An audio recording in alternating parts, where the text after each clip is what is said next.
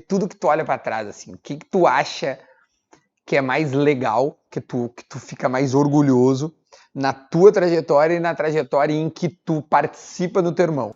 Eu acho que na nossa história, o único elo assim que falta para que tudo fosse perfeito é a volta pro Grêmio. O que muda nisso, cara? Os presidentes de clube eles têm que dar explicação para uma torcida gigantesca, para uma nação. Mas não podem e não falam a verdade. Qual é a verdade? A verdade é que o Grêmio não valorizava o atleta, não valorizava o Ronaldo, nunca valorizou. E achava, o neguinho ali já estava aquele burburinho, né, de Flamengo. Eu já tinha conversado com a Patrícia, mas não era nem de perto o meu desejo. O meu pensamento para o Ronaldo era vir para o Grêmio. E aí, pessoal, tudo bem? Bom, eu sou o Duda Garbo, você sabe, vocês deram um clique neste canal, é o meu canal, então se tu tá me conhecendo agora, já te inscreve, já ativa a notificação, porque a gente tá hoje com uma entrevista muito especial e exclusiva. Eu nunca vi esse cara falar o que ele vai falar pra mim hoje. Por isso eu tô aqui com Roberto Assis Moreira, assim, né, Assis? Assim, ó, assim, pronto. Então assista aqui comigo hoje pra gente trocar uma ideia. Assis, tudo bem, meu? Tudo tranquilo? Graças a Deus, tudo ótimo. Que coisa boa. Primeiro, obrigado por me receber aqui no teu escritório. Prazer, velho. Uma vista maravilhosa da cidade de Porto Alegre. Quando quiser. E com algumas coisas bonitas aqui, né? O que tem aqui? Vamos ver o que essas chuteiras são, de quem é, tua, do teu irmão. Não, são todas do Ronaldo. Essa aqui é chuteiras que ele usou realmente em jogos importantes. Tem uma bola do Steve Nash, autografada por ele. Tem uma bonita aqui, ó, que eu fiz questão de deixar aqui. Esse cara representa alguma coisa pra vocês, né? É um cara... Ele... Meu filho, né? Esse Diego esse não é à toa, né? Não é à toa, não, cara. Como diria Alcione, né? Se não é um qualquer. Aliás, a Alcione também é, se eu não me engano, é a artista preferida da minha mãe, né? da tua mãe, né? Exatamente. Cara, eu queria começar esse papo, porque eu já tenho entrevistado diversas personalidades que ou passaram, dirigentes, técnicos, jogadores, enfim, que fizeram história dentro do Grêmio. A família Assis Moreira é extremamente ligada no Grêmio, é impossível de se associar, né? Embora haja muita contradição em muitas coisas, e acho que essa entrevista vai ser legal pra caramba, pra tu que tá aí do outro lado, criar a tua opinião, ou mudar, ou seguir, aí é com vocês, mas a nossa intenção é mais uma vez te ouvir e de repente coisas inéditas. E eu quero começar do princípio, e esse princípio é o seguinte, eu queria que tu lembrasse como é que foi o início da relação da família, né, que essa relação não começa contigo, essa relação começa com o teu pai, e eu queria entender como é que foi a ligação do teu pai com o Grêmio, especificamente no Olímpico, como é que se deu esse início de relação entre Grêmio e família Assis Moreira? São as coisas do destino, né? Meu pai trabalhava nos dias de jogos no Estádio Olímpico, como porteiro, enfim, trabalhou nas catracas, depois trabalhou no estacionamento, enfim, serviços de, como a gente poderia dizer, de dias de jogos. De dias de jogos. Então, e ali naquele estacionamento dos camarotes, meu pai encontrou muita gente e conheceu, que eu chamo de meu padrinho, o João Severiano. Sim, claro, pô. E eu com 11 anos, eu fui fazer um teste no Grêmio com uma carta do João Severiano. De recomendação. Para que eu pudesse fazer um teste. Lógico que vindo de uma classe pobre, carente, enfim. E o treinador era Leôncio Abel Vieira. Que ano a gente tá? Isso aí a gente tá em 82. Foi o ano que eu entrei no Grêmio. O Grêmio com um time sendo criado nos profissionais, com o seu nome começando a ganhar projeção mundial, já que em 83 o Grêmio é campeão do mundo. E aí chegou a Assis lá fazer um teste. Aí fiz um teste, foi o primeiro dia, no segundo, no terceiro dia eu já estava integrado ao grupo da seleção das categorias de base do Grêmio, que foi muito legal. O teu pai seguiu trabalhando mesmo contigo estando jogando. E tu cresce como nas categorias de base? Em que velocidade? Foi algo assim, imagina, eu entrei com 11, com 16 assim no primeiro contrato profissional, com 17 jogando, com 12 anos, a primeira entrevista de primeira página. Ah, não sabia. Com 12 anos, uma entrevista super bacana, como diria, né? A primeira a gente nunca esquece. Claro, né? óbvio. Então foi muito legal. Enfim, foi tudo aconteceu assim. A nossa história é uma história avassaladora, né? Tudo assim. É uma avalanche, velho. Uma avalanche. Eu quero falar um pouco de ti. Tem esse livro aqui, ó, muito legal, que foi lançado ano passado, tá certo? Né? Então, que é a história da Copa do Brasil. O Grêmio é o primeiro campeão invicto, tá com 18 anos em 89. Então, um dos protagonistas, o Cuca. Bom, aquele time era um time bem bom. Eu queria que tu falasse um pouco desse título aqui, afinal, é um título que acho que é pouco lembrado pro tamanho que ele representa. Porque hoje o Grêmio tem 5, né? Mas para ter a quinta tem que ter tido a primeira. Como é que tu te recorda desse título? Assim, o que dá para contar de uma história dessa Copa do Brasil de 89? Cara, como você falou, foi o início de tudo, né? Foi um título nacional, uma competição que dá vaga para Libertadores.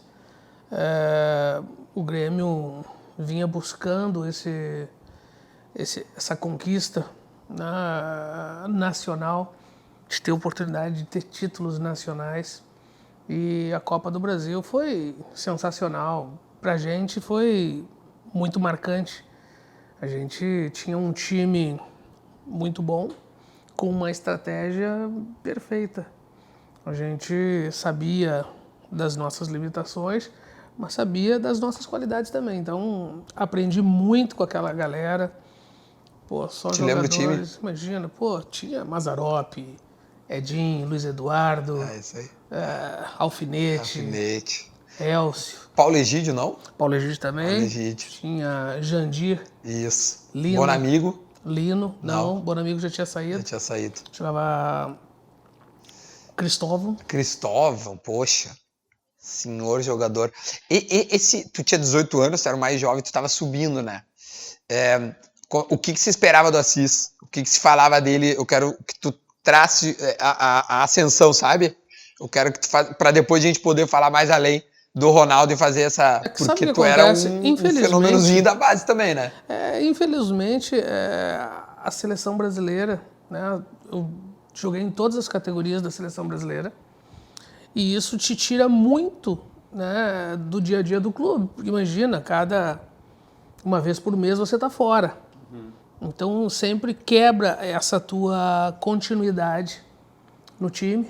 Naquele momento tinha a seleção de novos, teve o Campeonato Mundial de 89. Então... Chegou naquela Copa América de 89, não? Que foi no Brasil? Não. Mas eu tava com a seleção de júnior, eu disputei o Sul-Americano. Ah, tá. Dali... Bom, tu tinha 18, evidente, tu era muito jovem. Então tava chegando, depois do Mundial na Arábia Saudita, tava em uma lista de 40 atletas possíveis selecionáveis, então o momento era realmente muito bom. Mas a seleção de base sempre te tira isso, e acho que tanto eu quanto o Ronaldo sempre tiveram essa dificuldade de continuidade dentro do clube, que muitos treinadores justificam, né, para ter uma postura com os demais atletas. Quando você não está no dia a dia, é complicado. Acho que eu sei do que tu está dizendo. Eu entrevistei o Celso Roth neste canal e ele justificou exatamente assim quando eu perguntei em relação ao Ronaldinho. Quando ele coloca o Ronaldinho ou ele deixa o Ronaldinho mais fora do time e o Itaqui joga, é clássico essa fase. E ele dizia, o Ronaldinho não conseguia ficar muito tempo conosco e isso nos fazia muita falta. E o Itaqui entrosou o time. Eu acho que é por aí, né, que tu tá... Eu entendo tudo isso, a gente viveu isso, eu vivi isso com o Otacílio, que eu era o mais jovem, e o tempo todo com seleção brasileira, as pessoas questionavam, mas por que põe para jogar isso e aquilo? Mas pô, ele não está aqui, ele está... Tá lá, então, ele tá mais lá do que aqui. ter esse tempo de dar maturidade para o atleta, a gente não tem esse tempo. É tudo para ontem, os caras querem, entendeu? Mas faz parte, somente os que têm talento e qualidade que passam por esse tipo de situação. Como é que foi tua saída pro Sion? Porque tu sai do Grêmio e vai pra Suíça. Como é que foi essa tua saída? Foi tranquila? Não foi tranquila? Como é que chega a proposta? Tu te lembra disso? Cara, é que naquela época... Era diferente. Olha só, não existe nenhuma negociação com o craque do time que seja fácil. Certo. Não existe. Sempre vai ter mexer uma negociação no clube, óbvio. diferente. E naquela época existia a lei do passe. Então, terminou o contrato. Eu tinha saído, né, me recuperado de uma lesão no joelho. Graças a Deus eu fui operado pelo Marchek, que muitos diziam naquela época, porque agora não vai ser a mesma coisa. E eu joguei mais 12 anos de futebol profissional depois da cirurgia. Nunca tive problema no meu joelho. Era que lesão que tu teve? Eu tive de ligamento cruzado. Renovei o contrato numa quinta, treinei na sexta e machuquei no sábado. Aos 8 minutos de um jogo contra a Portuguesa, sozinho, na Keita, saí driblando e sozinho. Mas os projetos de Deus a gente não tem que contestar, né? Ô Assis, a chegada do Ronaldo no Grêmio, como é que se deu, né, do teu irmão? Tu tava lá e tem a célebre frase que tu larga, o bom não sou eu, o bom é o menor, é o que vem vindo, né? Como é que foi a chegada do Ronaldo no Grêmio? Como é que tu assistiu isso? Eu queria que tu contasse um pouco já do irmão que acaba virando, né, o empresário, mas como é que tu assistia essa chegada do teu irmão, que ele chega cedo também no Grêmio, né? Eu cheguei com 11 e o Ronaldo foi pro Grêmio com 7. Mais jovem ainda. Ele foi com 7 anos de idade. E sempre foi um talento... Vocês têm 9 anos de diferença, tô certo? Quase 10. Quase 10. Então, dá pra arredondar então pra 10. Tá, então ele chega com 7, tu tinha 17 anos. Tu tava pra estrear no Profi ou início da tua carreira profissional. Isso. Já tava, 17 já tava jogando, entra, sai, seleção brasileira, uma loucura. E o Ronaldo começando ali nas categorias de base, feliz da vida, já fazendo barbaridade, mas ele sempre foi fora da curva, né? Sempre foi diferenciado. Eu queria te perguntar, em relação à morte do teu pai, como isso afeta a carreira de vocês dois e como isso afeta a tua relação com o Ronaldo. E aí depois, óbvio, que eu quero muito falar da relação com o Grêmio, mas eu queria focar nesse pessoal para depois a gente contextualizar e entender o Grêmio. Como é que foi em relação, não sei se tu fala de forma tranquila em relação a isso, enfim, já faz algum tempo, mas como é que foi isso? Cara, na verdade, eu senti muito. Perder meu pai foi perder o meu chão, né? O meu ídolo, o meu exemplo, enfim, ali tudo muda. Para mim foi, acho eu, que para mim foi mais pesado do que pro Ronaldo, que ele ainda com 7 anos, acho até que ele nem deve ter assim tantas memórias quanto eu tenho da convivência com meu pai, entendeu? Então, eu ia pros jogos com meu pai, trabalhei no estacionamento do Estádio Olímpico junto com meu pai, entendeu? A gente vivia juntos, enfim, a gente tinha uma relação realmente... A perda do meu pai, para mim, fez bastante diferença. Porque era um cara, como é que eu vou te dizer, o banho de humildade, sacou? Quando tu acha que tem aquele ali que te... Não é nada disso. Ele dizia sempre, o Assis é lá fora. Aqui é Roberto e quem manda sou eu. Então, respeito máximo. Tu acha que a carreira de vocês poderia ter sido diferente se ele tivesse acompanhado mais próximo? Com certeza. E em Com que tipo de certeza. diferença ele faria, na tua opinião? Acho que para tu chegar no topo, para tu chegar no mais alto nível do futebol mundial, primeiro, não basta ter só talento. E principalmente, tu tem que ter 200% de foco naquilo ali. Você não pode, de maneira nenhuma, sair do... E é óbvio, se você não tem a pessoa certa do teu lado, às vezes você pode desviar o teu olhar e perder tempo com coisas que não agregam nada na tua carreira. Tu entende que tu não foi... Escolhas, você pode fazer escolhas erradas, você pode... E às vezes uma pessoa certa, uma pessoa de confiança, pode te induzir a tomar a boa decisão. Mas tu acha que tu não foi mais longe na carreira por uma falta de uma figura, a figura que tu foi pro teu irmão? Talvez eu tivesse tido outras escolhas, mas volto a dizer, quem sou eu, né, para contestar um projeto que vem lá de cima do destino. Mas eu acredito que, às vezes, tu pode ter mais paciência, tu pode ter uma reação diferente ouvindo, principalmente no meu caso, que eu ouviria o meu pai. E quando tu tens que tomar a decisão, porque tu é o chefe da família, tinha perdido meu pai com 18 anos, você vira o chefe da família. Então, eu tive uma super mãe que conseguiu suprir a falta do meu pai, porque ela que ficou aqui com o Ronaldo. E com 21 anos eu fui embora para a Suíça. Então, já fui brigando por dar as melhores condições, tu vai para o mundo, enfim.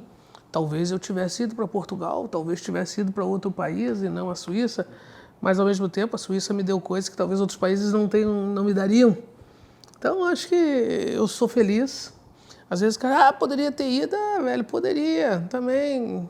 Tem outros aí que nem foram. Sim. Então, Tu tem velho, orgulho da tua trajetória como jogador? Tenho, graças a Deus.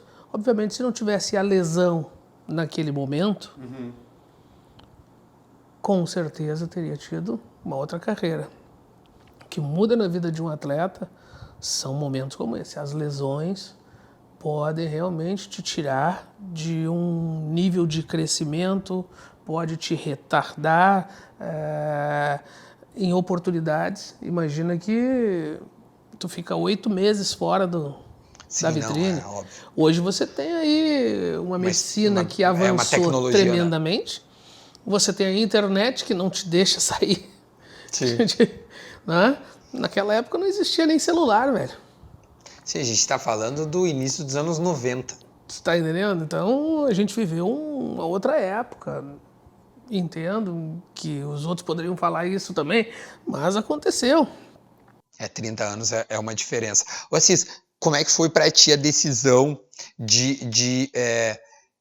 vamos dizer assim, terminar a tua carreira como jogador e entender que o foco poderia ser o teu irmão, sabe? Para ti, eu tô tentando focar em ti ainda, para depois a gente conversar do teu irmão, mas eu queria que tu desse um relato pessoal de como isso pegou para ti, tipo assim, porque a tua mudança, a tua dedicação, ela é cristalina, assim, tu sabe que tu é um cara extremamente, tu modifica a história do teu irmão, tu simplesmente abdica da tua vida, ao menos é o que me parece, para se dedicar a ele. Como é que foi na tua cabeça essa decisão? Olha só, é legal da gente falar isso, né? Porque poucas pessoas sabem realmente.